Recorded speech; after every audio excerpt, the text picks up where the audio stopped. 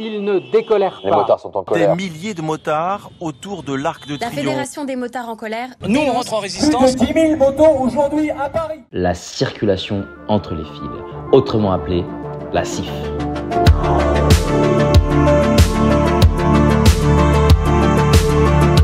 Cette pratique, aussi vieille que les embouteillages eux-mêmes, permet à nos vaillants deux roues de se faufiler habilement entre les voitures comme des poissons dans l'eau. Mais surtout, pas n'importe comment.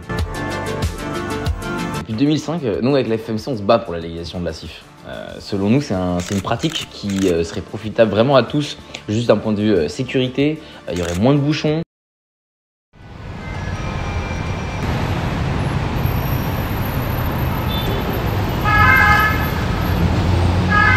On aurait une meilleure entente entre tous les usagers, voitures, 2 roues, 3 roues motorisées. Bref, bon, c'est une illustration parfaite de la motosolution.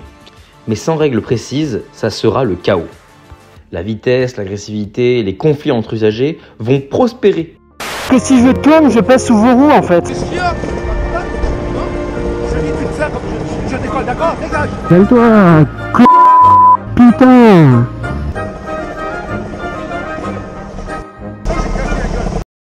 Le 1er août 2024, l'expérimentation CIF devait prendre fin. La sécurité routière va donc décider du sort de cette expérimentation. Mais tiens, comme par hasard, l'échéance coïncide parfaitement avec la date des JO. Et crée d'ailleurs la confusion. Résultat, on s'inquiète, les motards s'inquiètent. Que va-t-il se passer après le 1er août? La sécurité routière, chez la grande sagesse, a donc prolongé l'expérimentation jusqu'au 14 septembre. Donc, pour l'instant, tout reste pareil, à une seule exception. Les fameuses voies olympiques. Ah là là, parlons-en. Ou, comme je préfère les appeler, ces voies horrifiques. Ces voies sont donc réservées aux convois de bus et poids lourds, et ça va donc créer un joyeux bazar.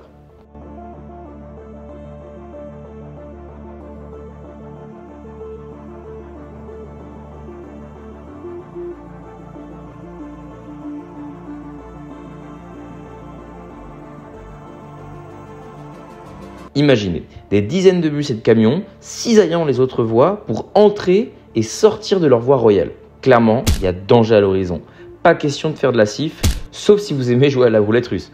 Ça, c'est la théorie. Mais en pratique, dans la vraie vie, faut-il emprunter la voie réservée en sécurité mais en toute illégalité, ou alors remonter les fils entre la 2 et 3e voie? Qu'en pensez-vous? Car si on pratique la CIF, c'est pour éviter cela. Ou ceci, ne serait-ce que cela. Ça. Car on sait que pour un 2 roues motorisé, circuler sur la voie réservée exige une prudence extrême. Outre le fait que c'est interdit. On circule à 70 km/h juste à côté d'une voie à l'arrêt.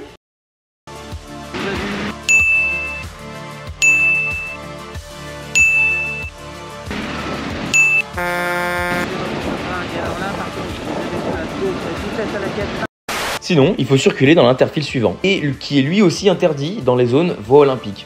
C'est pourtant l'option préconisée par le préfet Nunez, qui a fait une intervention dans BFM TV. Dans la vie réelle, c'est majoritairement les comportements adoptés par les 2 roues motorisés transiliens circulant sur périph'. Sauf qu'en pratique, c'est le bordel. Les automobilistes, ils perdent leur latin, et on les comprend un peu. D'autant plus que le comportement de certains 2 roues ne les aide pas trop.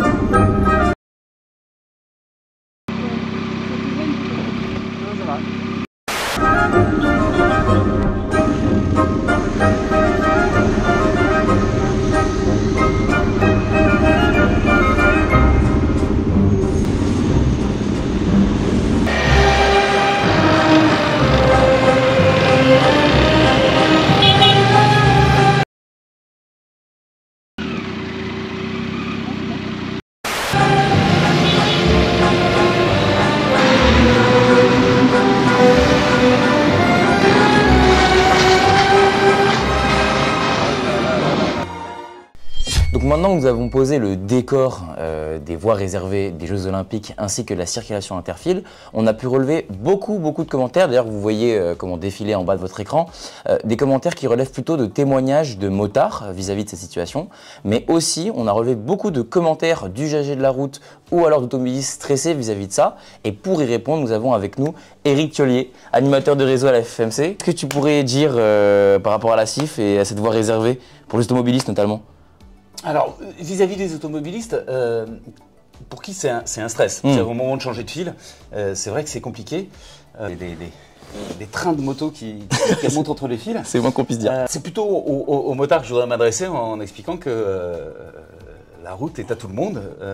La voie CIF n'est pas une voie prioritaire, c'est une tolérance.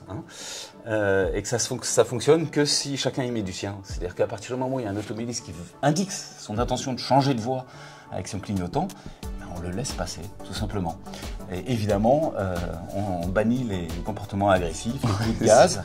Voilà, on se regarde, on essaye de croiser le regard de l'automobiliste dans le rétro pour s'assurer qu'il nous a bien vus. Et on les laisse passer quand ils ont envie de changer de fil. La circulation entre les fils, c'est emblématique pour les FFMC du partage de la route. Ça ne peut fonctionner que si chacun y met du sien. Aux motards, 10 mètres du leur s'ils ne veulent pas que ça soit tout simplement interdit demain. C'est vrai, ça c'est bien dit. Et d'ailleurs, pour le coup, au sujet de la CIF, je pense qu'il y a beaucoup aussi de gens qui ne sont pas motards qui se posent la question, est-ce que c'est assuré? Comment ça se passe en termes d'assurance, de structure à ce niveau-là? Si jamais il y a un problème, le but c'est pas qu'il y en ait, mais... Lorsqu'on a commencé des discussions sur le sujet de la CIF au milieu des années 2000, avec la sécurité routière, avec les assureurs, avec les formateurs, avec les forces de l'ordre, on s'est rendu compte que c'est finalement un assez faible enjeu. Alors que lorsqu'on est motard, on est extrêmement stressé quand on est en circulation interfile parce qu'on fait très attention. Nos yeux sont partout. C'est un faible enjeu, c'est-à-dire que ce sont des accidents qui interviennent finalement assez peu et à des vitesses modérées. Par en vitesse d'ailleurs, petit rappel, la vitesse recommandée en circulation interfile? Bien sûr. Vous l'avez chez vous. C'est pas n'importe où, pas n'importe quand et pas n'importe comment. Et notamment en termes de vitesse, les règles de l'expérimentation qui continue, qui se prolonge, c'est pas plus de 50 km/h.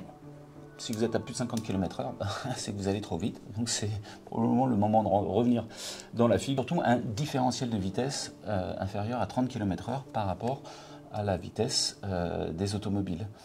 Merci pour le rappel, ça fait toujours du bien. Voilà, parce qu'on a eu beaucoup de témoignages. Oui, sur les automobilistes, on a eu pas mal. qui considèrent ça comme extrêmement dangereux. Et c'est vrai que ça les stresse. On peut comprendre, quand il y a des motos qui passent à droite, à gauche, qui arrivent d'un coup. Ils ne devraient pas. Voilà, c'est ça.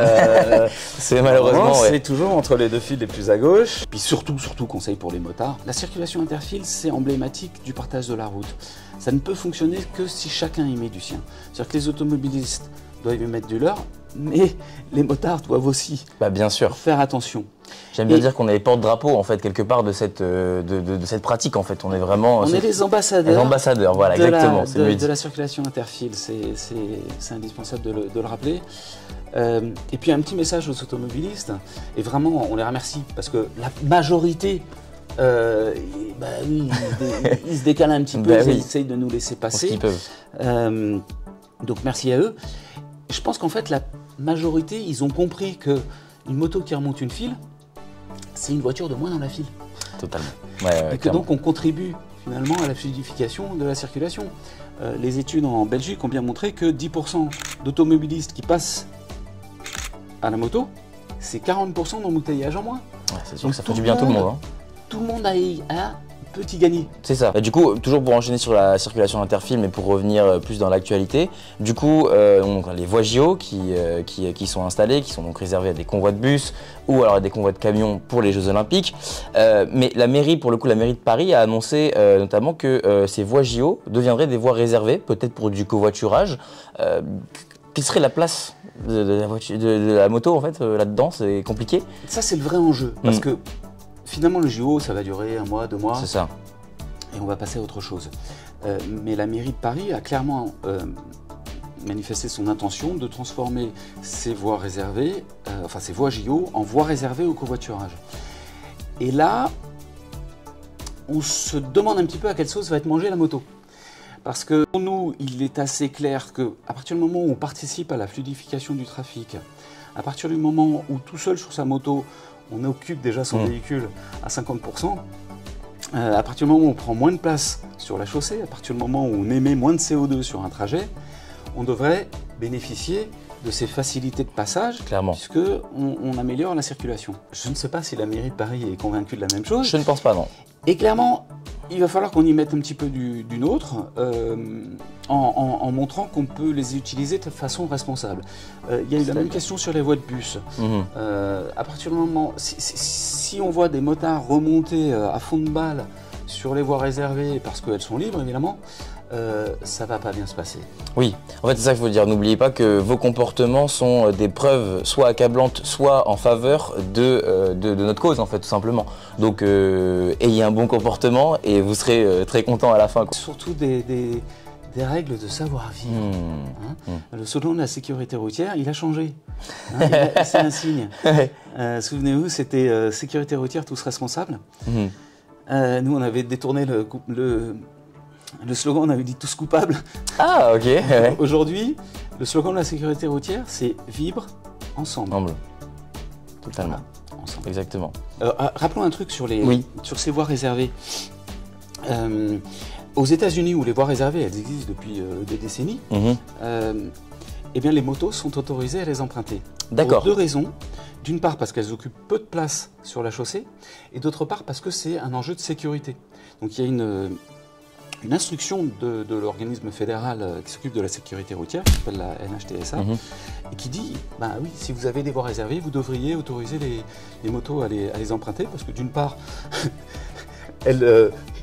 très souvent, enfin, certaines motos n'ont même pas de place passager. Donc comment est-ce que vous voulez être à deux ouais, sur la moto? C'est pas possible. Et puis parce que, bah oui, elle fluidifie le trafic. Clairement. Bah oui, la moto, c'est moins d'embouteillage, c'est moins de pollution, c'est une mobilité optimisée qui profite à tout le monde.